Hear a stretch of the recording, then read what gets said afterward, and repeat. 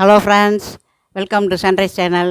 குழம்பு மசால் பொடி, இட்லி பொடி எல்லாம் தயார் பண்ணுறதுக்கு எப்படி செய்யலாம்னு சொல்கிறேன் பாருங்கள். மிளகா வத்தல் 1 கிலோ, மல்லி 1 கிலோ வெயிலில் காய வச்சு எடுத்து வச்சுருக்கேன்.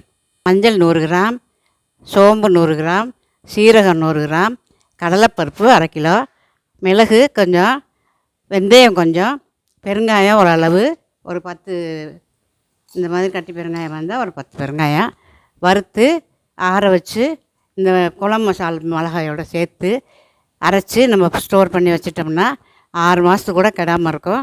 குழம்போ, புளிக்குழம்பு, வத்த குழம்பு, காரக்குழம்பு, குருமா எல்லாத்துக்கும் இதை யூஸ் பண்ணிக்கலாம். அடுத்தது சாம்பார் பொடிக்கு மிளகா வத்தல் 1 கிலோ, மஞ்சள் 50 கிராம், சீரகம் 50 கிராம், வெந்தயம் ஒரு கொஞ்சம் அளவு, இந்த அளவு போட்டுக்கோங்க. பெருங்காயம் ஒரு 10 பெருங்காய பல் வறுத்து, இது பூரா வறுத்து மிளகாயை காய வச்சு அரைச்சி வச்சுட்டோம்னா சாம்பார் வைக்கும்போது இந்த பொடியை போடும்போது சாம்பார் சூப்பராகவும் இருக்கும், டேஸ்டியாகவும் இருக்கும். அடுத்தது இட்லி பொடிக்கு ரெடி பண்ணுவோம். மிளகா வத்தல், காஞ்ச வத்தல், சிவப்பு வத்தல் 100 கிராம், எள்ளு 100 கிராம், கடலைப்பருப்பு 200 கிராம், கருவேப்பிலை ஒரு அளவு, உளுந்து, கருப்பு உளுந்து 1/2 கிலோ. இப்போ நீங்கள் 1/4 கிலோ போடுறதுனால அது அளவுக்கு போட்டுக்கலாம். இப்போ எல்லாத்தையும் நல்லா வறுத்துருக்கேன் பாருங்கள். நல்லா வறுத்து மிக்ஸி ஜாரில் போட்டு நம்ம வீட்டிலே இதை பொடியாக்கி உப்பு சேர்த்து ஒரு டப்பாவில் போட்டு பாக்ஸில் போட்டு ஸ்டோர் பண்ணி வச்சுக்கோங்க. இட்லிக்கு, தோசைக்கு அவசரமாக சட்னி அரைக்க முடியாதப்போ இதை வச்சு சாப்பிடும்போது நல்லாயிருக்கும். பொடியில் கொஞ்சம் எண்ணெய் ஊற்றிக்கலாம், நல்லா சுவையாக இருக்கும்.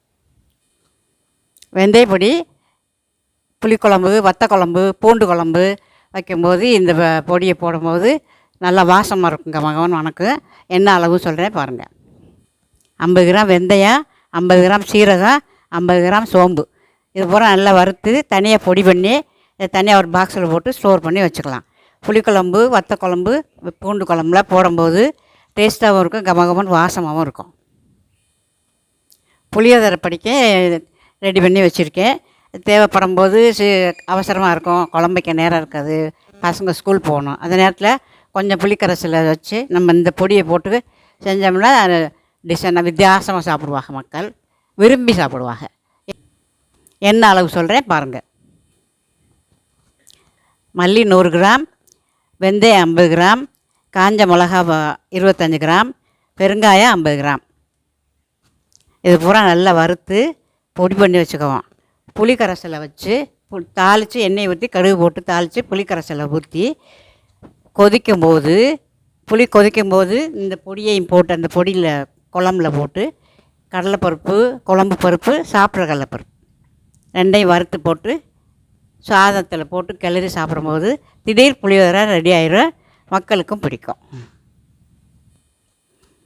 இப்போ இந்த பொடி எல்லாத்தையும் இன்றைக்கி லீவு நாளுங்கிறதுனால அம்மா எல்லாத்தையுமே ரெடி பண்ணி எப்போவுமே இதே போல் தான் வச்சுக்குவேன். எப்போவுமே கையில் வச்சுக்கோங்க. திடீர்னு இது ரெடி பண்ண வேண்டியதில்லை, கடையில் போய் வாங்க வேண்டியதில்லை. நம்ம வீட்டில் இருந்துச்சுன்னா டக்குன்னு எடுத்து சமைச்சு விருந்தாளிக்கு வந்தாலும் கவலை இல்லை, எடுத்து வச்சு கொடுத்துர்லாம், விரும்பி சாப்பிடுவாங்க மக்கள். அதனால் இதே மாதிரி பண்ணி ரெடி பண்ணி வச்சுக்கோங்க. இந்த பொடியெல்லாம் பார்த்து பிடிச்சிச்சின்னா அவங்களுக்கு லைக் பண்ணுங்கள், ஷேர் பண்ணுங்கள், கமெண்ட் பண்ணுங்கள், சப்ஸ்கிரைப் பண்ணுங்கள். நன்றி, வணக்கம்.